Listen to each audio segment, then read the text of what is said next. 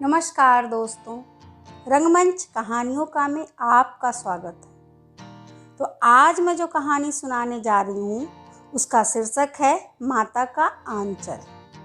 यह class 10th पाठ्य पुस्तक कृतिका 2 से लिया गया है। इसके लेखक शिवपूजन सहाय है। यह अंश शिवपूजन सहाय के उपन्यास देहाती दुनिया से लिया गया है। सन 1926 में प्रकाशित देहाती दुनिया हिंदी का पहला आंचलिक उपन्यास माना जाता है। इस अंश में ग्रामीण अंचल और उसके चरित्रों का अनोखा वितरण, बालकों के खेल, कौतूहल, माँ की ममता, पिता का दुलार, लोकगीत आदि इसमें सम्मिलित है। यह कहानी शहर के चकाचौंध से दूर गांव की सहजता को बड़े आत्मीयता से प्रस्तुत किया है। जहां लड़कों का संग तहां बाजे मृदंग, जहां बुढ़ों का संग तहां खर्चे का तंग। हमारे पिता तड़के उठकर निवट नहाकर पूजा करने बैठ जाते थे। हम बचपन से ही उनके अंग लग गए थे। माता से केवल दूध पीने तक का नाता था, इसलिए पिता के साथ ही हम भी बाहर की बैठक में ही सोया करते। हम अपने साथ ही हमें भी बैठाते और साथ ही नहला धुलाकर पूजा पर बिठा लेते। हम भभूत का तिलक लगा देने के लिए उनको दिक करने लगते थे। कुछ हंसकर, कुछ झुंझलाकर और कुछ डांटकर वो हमारे चौड़े लिलार में त्रिपुंड कर देते थे। हमारे लिलार में भभूत खूब फलती थी। सिर में लंबी लंबी जटाएं थी। भभूत रमाने से हम खासे बमभोला बन जाते थे। पिताजी हमें बड़े प्यार से भोलानाथ कहकर पुकारा करते, पर असल में हमारा नाम था तारकेश्वर नाथ। हम भी उनको बाबूजी कहकर पुकारा करते और माता को मैया। जब बाबूजी रामायण का पाठ करते तब हम उनकी बगल में बैठे बैठे आईने में अपना मुंह निहारा करते थे। जब वह हमारी ओर देखते तब हम कुछ लजाकर और कुछ मुस्कुराकर आईना नीचे रख देते थे। वह भी मुस्कुरा पड़ते थे। पूजा पाठ कर चुकने के बाद हम राम नाम लिखने लगते। अपनी एक रामनामा बही पर 1000 राम नाम लिखकर वह उसे पाठ करने की पोथी के साथ बांध कर रख देते। फिर 500 बार कागज के छोटे छोटे टुकड़ों पर राम नाम लिखकर आटे की गोलियों में लपेटते और उन गोलियों को लेकर गंगा जी की ओर चल पड़ते थे। उस समय भी हम उनके कंधे पर विराजमान रहते थे। जब वह गंगा में एक एक आटे की गोलियां फेंक फेंक कर मछलियों को खिलाने लगते, तब भी हम उनके कंधे पर ही बैठे बैठे हंसा करते थे।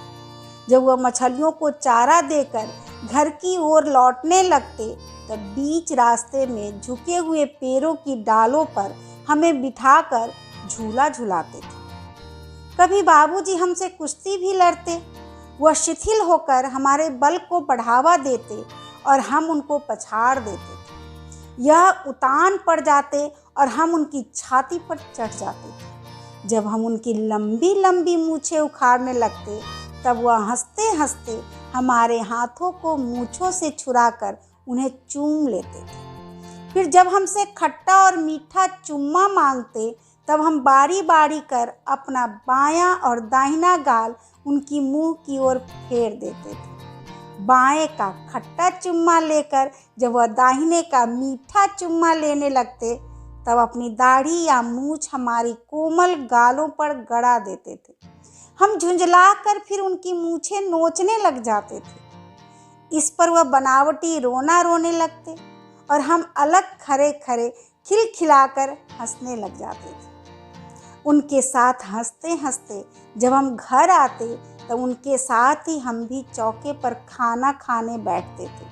वह हमें अपने ही हाथ से फूल के एक कटोरे में गोरस और भात सान कर खिलाते थे।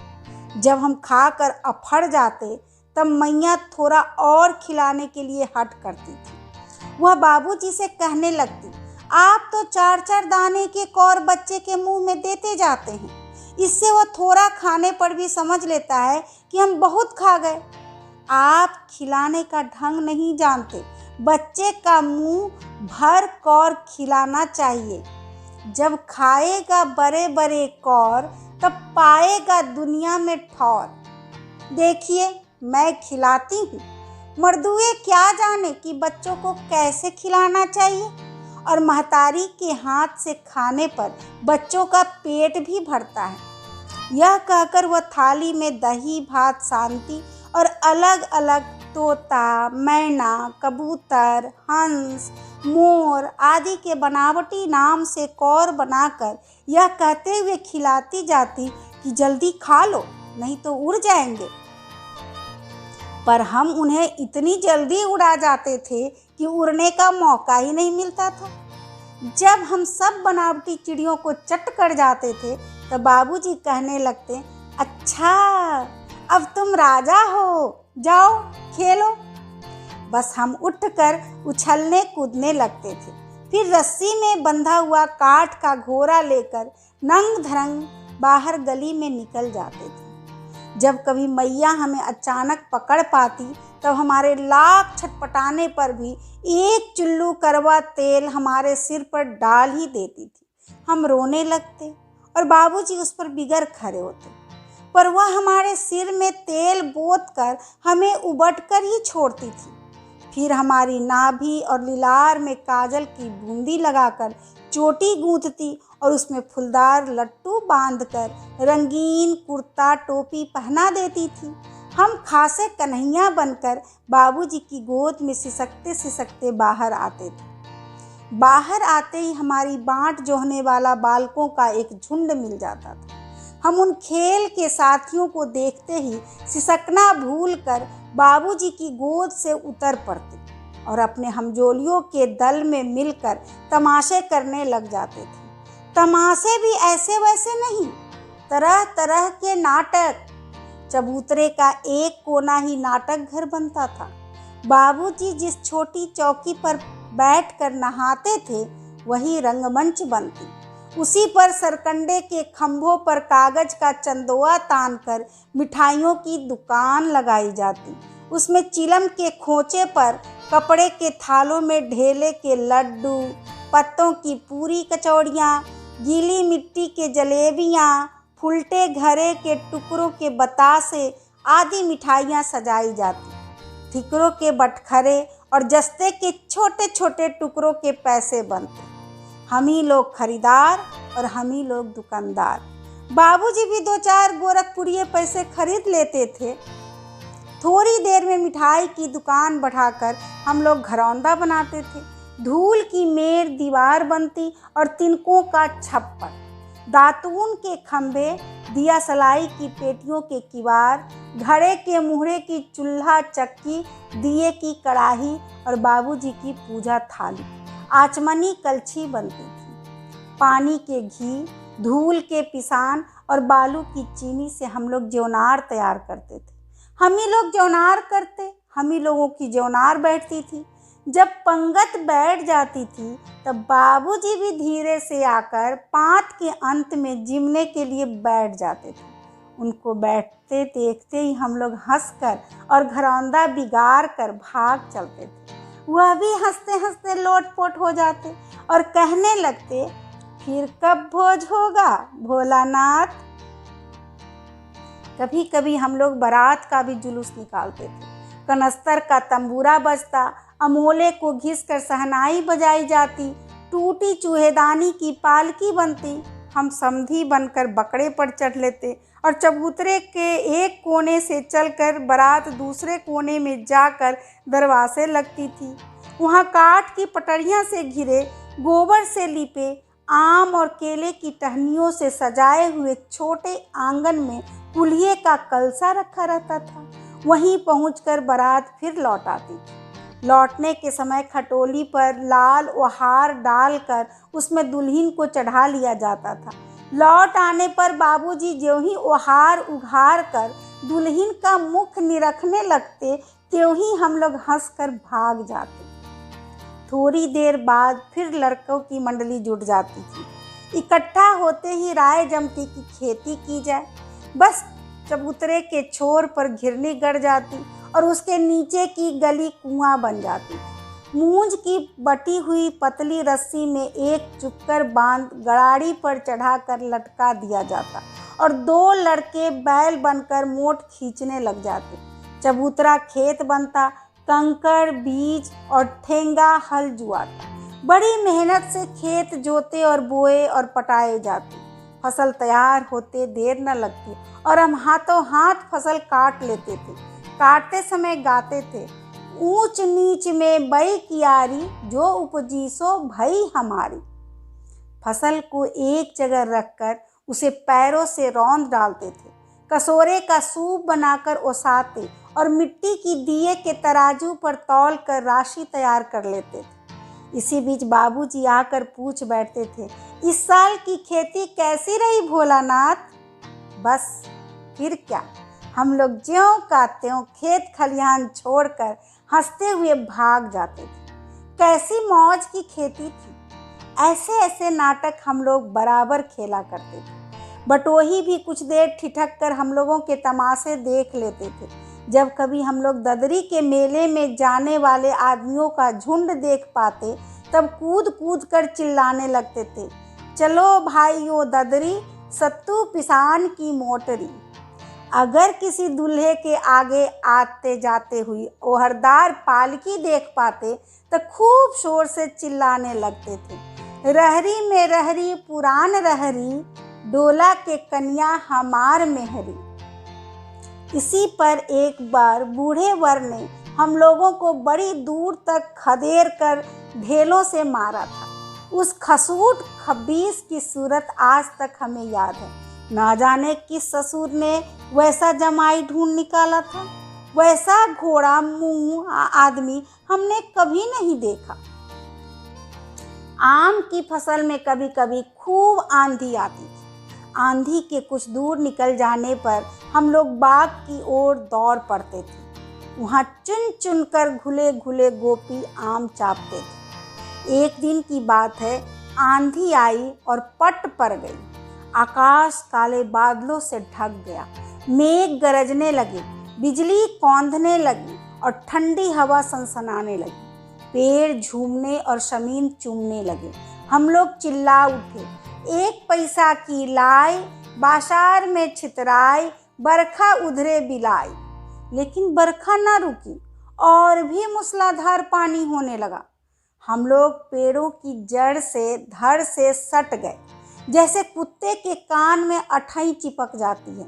मगर बरखा जमी नहीं, थम गई। बरखा बंद होते ही बाग में बहुत से बिच्छू नजर आए। हम लोग डर कर भाग चले। हम लोगों में बैजू बड़ा ढीठ था। संजोग की बात, बीच में मूसन तिवारी मिल गए। बेचारे बूढ़े आदमी को सूझता कम था। बैजू उनको चिढ़ा कर बोला, बुढ़वा बेईमान मांगे करैला का चोखा। हम लोगों ने भी बैजू के सुर में सुर मिलाकर यही चिल्लाना शुरू किया। मूसन तिवारी ने बेतहासा खदेड़ा। हम लोग तो बस अपने अपने घर की ओर अंधेरी हो चले। जब हम लोग ना मिल सके तब तिवारी जी सीधे पाठशाला में चले गए। वहाँ से हमको और बैजू को पकड़ लाने के लिए 4 लड़के गिरफ्तारी वारंट लेकर छूटे। इधर ज्यों ही हम लोग घर पहुँचे त्यों ही गुरुजी के सिपाही हम लोगों पर टूट पड़े। बैजू तो 9-2-11 हो गया, हम पकड़े गए। फिर तो गुरुजी ने हमारी खूब खबर ली। बाबूजी ने यह हाल सुना, वह दौड़े हुए पाठशाला में आए। गोद में उठाकर हमें पुचकारने और फुसलाने लगे। पर हम दुलारने से चुप होने वाले लड़के नहीं थे। रोते रोते उनका कंधा आंसुओं से तर कर दिया। वह गुरुजी की चिरौरी करके हमें घर ले चले। रास्ते में फिर हमारे साथी लड़कों का झुंड मिला। वे शोर से नाचते और गाते थे, माई पकाई गरम गरम पुआ, हम खाइब पुआ न खेलब जुआ। फिर क्या था, हमारा रोना धोना भूल गया। हम हट करके बाबूजी की गोद से उतर पड़े और लड़कों की मंडली में मिलकर लगे वही तानसूर अलापने। जब तक सब लड़के सामने वाले मकई के खेत में दौड़ पड़े उसमें चिड़ियों का झुंड चर रहा था। वे दौड़ दौड़ कर उन्हें पकड़ने लगे, पर एक भी हाथ न आई। हम खेत से अलग ही खड़े होकर गा रहे थे, राम जी की चिड़ई, राम जी का खेत, खा लो चिड़ई भर भर पेट। हमसे कुछ दूर बाबूजी और हमारे गांव के कई आदमी खड़े होकर तमाशा देख रहे थे और यही कहकर हंसते थे कि चिड़िया की जान जाए लड़कों का खिलौना। सचमुच लड़के और बंदर पराई पीर नहीं समझते। एक टीले पर जाकर हम लोग चूहों के बिल से पानी उलीचने लगे। नीचे से ऊपर पानी फेंकना था। हम सब थक गए। तब तक गणेश जी के चूहे की रक्षा के लिए शिव जी का सांप निकल आया। रोते चिल्लाते हम लोग बेतहाशा भाग चले। कोई औंधा गिरा, कोई अंटा चिर, किसी का सिर फूटा, किसी के दांत टूटे, सभी गिरते पड़ते भागे। हमारी सारी देह लहू लुहान हो गई, पैरों के तलवे कांटों से छलनी हो गए। हम एक सुर से दौड़े हुए आए और घर में घुस गए। उस समय बाबूजी बैठक के ओसारे में बैठकर हुक्का गुरगुरा रहे थे। उन्होंने हमें बहुत पुकारा, पर उनकी अनसुनी करके हम दौड़ते हुए मैया के पास ही चले गए। जाकर उसी की गोद में शरण ली। मैया चावल अमनिया कर रही थी। हम उसी के आंचल में छिप गए। हमें डर से कांपते देखकर वह शोर से रो पड़ी और सब काम छोड़ बैठी। अधीर होकर हमारे भय का कारण पूछने लगी। कभी हमें अंग भर कर दबाती और कभी हमारे अंगों को अपने आंचल से पोंछ कर हमें चूम लेती। बड़े संकट में पड़ गई। झटपट हल्दी पीसकर हमारे घावों पर थोपी गई। घर में कोहराम मच गया। हम केवल धूमे स्वर से फंसा सा कहते हुए मैया के आंचल में लुके चले जाते थे। सारा शरीर थर थर कांप रहा था। रोंगटे खड़े हो गए थे। हम आंखें खोलना चाहते थे, पर वे खुलती न थी। हमारे कांपते हुए ओठों को मैया बार बार निहार कर रोती और बड़े लाड़ से हमें गले लगा लेती थी। इसी समय बाबूजी दौड़े आए। आकर झट हमें मैया की गोद से अपनी गोद में लेने लगे, पर हमने मैया के आंचल की प्रेम और शांति के चंदोबे की छाया न छोड़ी। अभी आप सुन रहे थे शिवपूजन सहाय की कहानी माता का आंचल। धन्यवाद।